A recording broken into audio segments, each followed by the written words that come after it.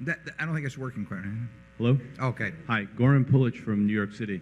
I have a two-part question. First part, very short.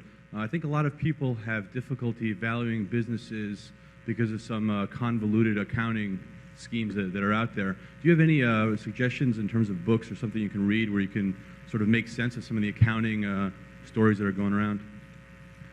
Well, that's a good question. And Abe Brilloff used to write for Barron's quite frequently on various accounting machinations, and Barron's has continued that somewhat. But you're right that there are people out there who will try to paint pictures with accounting that are something far from economic reality, and sometimes the rules of accounting themselves lead to that.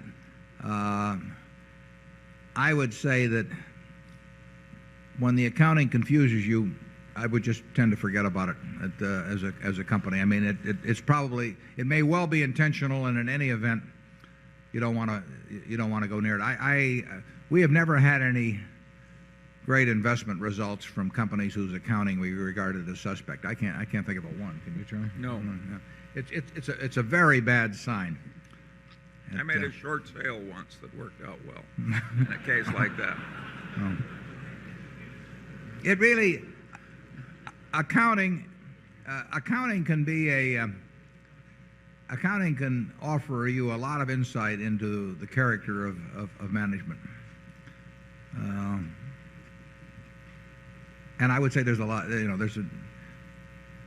you run into a fair amount of bad accounting. You used to call it creative accounting, but and you'd probably run into a lot more if it was allowed. But some companies have been able to push their auditors pretty far, and I would be very skeptical of anything that looks suspicious to you. I think there have been a couple of things written, but I can't think of where they've appeared, where people talk about the questions of what. Obviously, if some prepaid expense, deferred asset accounts start building up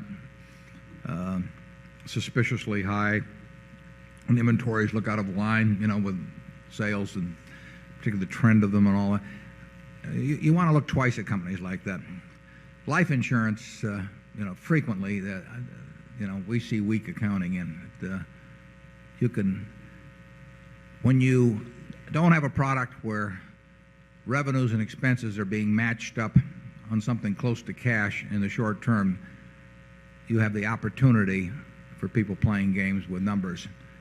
And some people have learned how to do that very well, and they've sometimes created long-lasting stock manipulation or promotion schemes that have enriched themselves where they've enriched the managers or the creators of it at the expense of the public over time. If you ever get suspicious about accounting, just go on to the next company.